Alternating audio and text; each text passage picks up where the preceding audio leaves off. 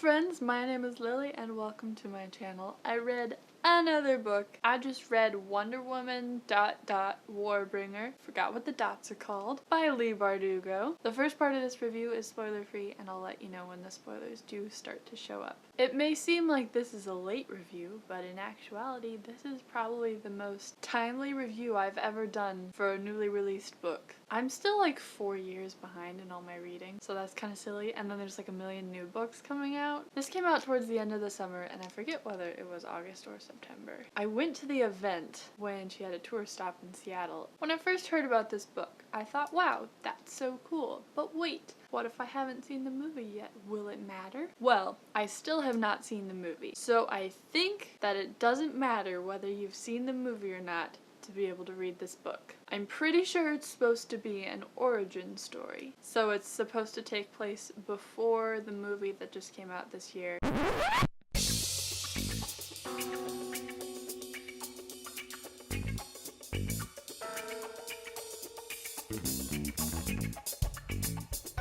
And as far as I can tell, this is its own self-contained story, and I don't think I've been spoiled for the movie. I haven't seen it, so I wouldn't know. So, Wonder Woman. Who's that? What's it about? It's about Wonder Woman. She is an Amazon who apparently are fictional.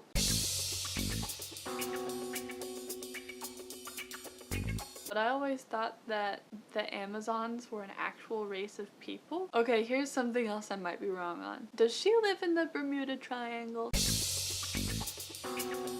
So Diana, who is Wonder Woman, is the only Amazon on her home island who hasn't earned her place there, and it weighs on her, and she wants to prove herself worthy of her status because the Amazons are immortal. They're above man, so they're looked up to. They're definitely a superior race, but Diana doesn't necessarily feel included in that. I've never really liked Wonder Woman before because all I have ever seen her as was like this really girly super lady. I couldn't take her very seriously. But Wonder Woman these days appears to be very awesome, and I like it. She's very young, but she's still very intelligent and strong. This Wonder Woman is someone that I can actually look up to. So without spoiling anything, I wanted to tell you some of my likes and dislikes about this book. Mostly just to get you interested in it because I thought it was really cool. But then there were also some things that in the end influenced my rating of the book, but I'll tell you why. One of the things that first made me love this book was that they do the thing where these people who are not necessarily from our world try to comprehend our modern technologies, and they get it, but the way that they put it into words just makes you laugh.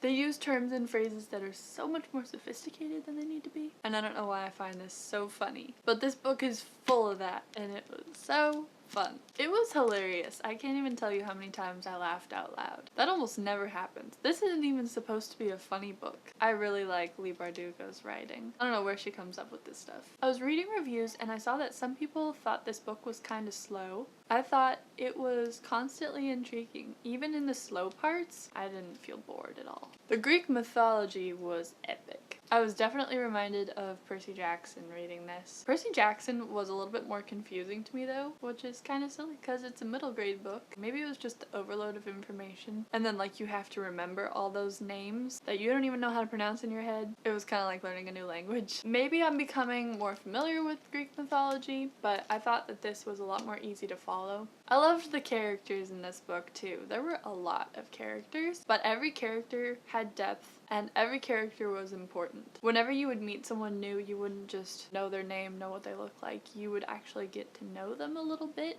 personally, which is really impressive because I think that's really tricky to do. You actually kind of got to know everyone's personal struggles, which seemed really new to me because I feel like in most young adult books, people stifle their feelings. Not just their feelings, but what's actually troubling them. I just felt like everyone was really open with each other, and not just because of the lasso of truth. Maybe I'm misremembering this and making it out to be more than it actually is, but I remember noticing that and thinking it was cool. I wish there had been some sort of pronunciation guide because, like I mentioned about the Greek mythology, it's like learning a new language because, you know, it's Greek. It's all Greek to me. I'm so sorry I just made that joke. Luckily it wasn't hugely important to memorize all these names. It was kind of just something where you could take note of the first letter and the general word structure and just kind of keep it in your head like, okay, it sounds like blah blah blah. I feel like this read a lot like a movie, which is one of my favorite styles, so I appreciate that. So that was really cool because as I was reading this, I was like, oh yeah,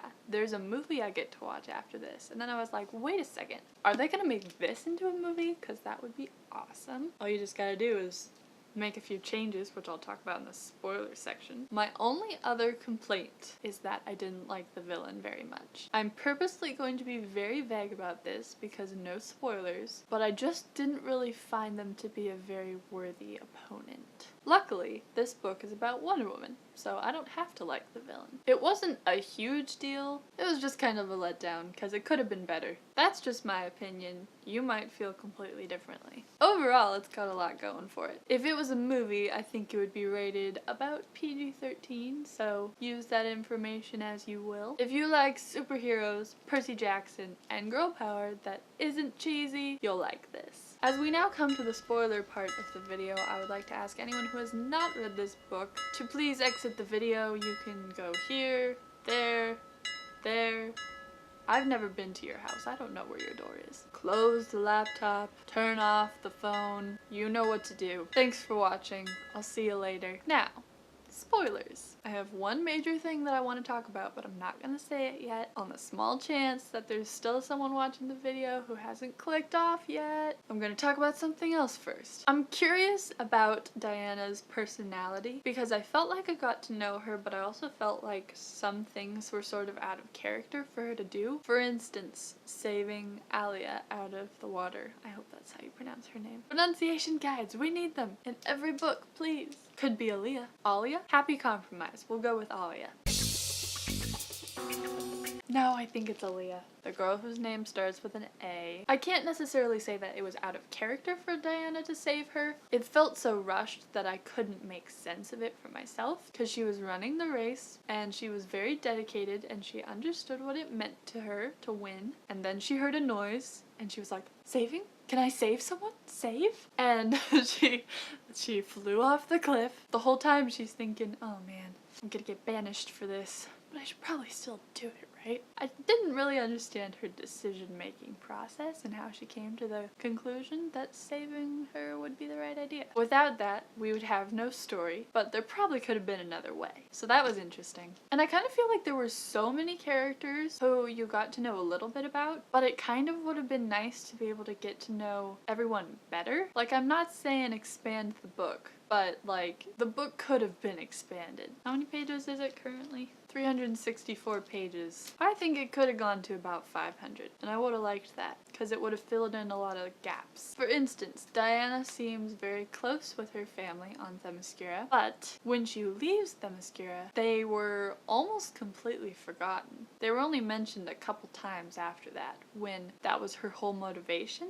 to prove herself to them, to save them from their self-imploding island. It was kind of weird to me that that got forgotten too. I feel like so much was packed into this book that like everything was just kind of balanced, kind of funny. I was very entertained the whole way through, but when it came down to it, when I got to the end, I couldn't bring myself to give it more than 3 stars. Had to listen to my heart. Did anyone else feel like there were a few kind of time-wasting scenes? Aaliyah and Diana were exploring New York City, going shopping at the convenience stores and breaking into their brother's cars. I felt like maybe a little bit too much time was spent on those, especially the party shopping scene where Nim was introduced. I get that that's her passion, so it was probably included for that reason, but I think it was just a couple pages of them like talking about fashion, making jokes about fashion and things. It got to the point where I was like, this is about Wonder Woman, right? Are we gonna get back to the fighting and the time-sensitive mission? Because they were on a schedule. I really liked the action scenes. I could picture everything so well. Wonder Woman's so cool. She makes you feel like you can do anything. Like, what's that? A pillar? I could punch that down with my face. Bring it on. I thought it was interesting that we never got to know more about Theo's dad, because they were talking about him as if he was someone to fear. He was a very powerful and influential man. Then he was mentioned a couple times, but then never brought up again. Maybe that's connected to the movie? I'm literally watching it in 2 days. I wonder if I feel like a lot of stuff is incomplete because it's tied into the movie. Also, another balance thing. From the time Diana left Themyscira, I felt like her voice became smaller and smaller because she started being surrounded by all these new characters. And it wasn't a bad thing. I liked all the other characters, but I just felt like it made it feel really scattered. Suddenly, everyone had an opinion. Everyone wanted to be heard. And so the main person who we were following from the beginning started to get quieter and quieter, so it kind of felt like our leader kind of became silent. And I thought it was weird how in the beginning of the book it was all from Diana's perspective, and then suddenly it shifted perspectives, because I didn't feel like Alia's perspective had a lot to add to the story. I felt like Diana's was more interesting. And then it kept happening too. I didn't love that. I think that was the way that Alia could talk about her parents and her feelings about her brother and stuff. I wonder how else that would have been conveyed. I just wasn't a big fan. I didn't feel like it added to the story. I felt like it kind of distracted a little bit. Let's talk about Jason, shall we? Why did he have to be the villain? I don't know why this bugs me so much. I feel like it was the easiest option. I kind of felt betrayed. I'm sure Alia felt betrayed. The fact that her parents were killed and that he betrayed her, it just makes me really sad. Like, she's just losing family left and right. She doesn't really acknowledge it very much. There's no like real emotional distress about her sudden lack of family. And I also felt like this whole time everyone was asking who's sending people after us. The fact that the attacker was in their midst the whole time, I just didn't like it because the message I got from the rest of the book was about being a good friend, not betrayal. All these people who were thrown together on this journey were a team. And so when Jason broke that trust, personally, I would have started questioning everyone else on my team. I really wanted the villain to be like the villain of all villains, not someone they knew. Someone kind of like the gods of war who were just bent on attacking them. So that it was a clear good versus evil standoff. Because this group of friends was a really good thing. I was really disappointed about Jason. Despite all these things, I really did enjoy the book. It's just that the more I think about it, the more questions I have. But it made me laugh and it was really cool. I could picture it so well. It really makes me want to watch the movie. I just wish that certain things had been different. And I'd love to hear your opinions on these things too. If you're gonna comment any spoilers, please mark them with like a, hey, spoilers, yo. Be sure to give the video a like if that reflects your feelings, and subscribe if you're not subscribed yet, because guess what? I'm gonna read another book in the future. I don't know which one it's gonna be, but it'll probably be fun. Thank you very much for watching. I hope you have an awesome day, and you'll see me next time. Goodbye.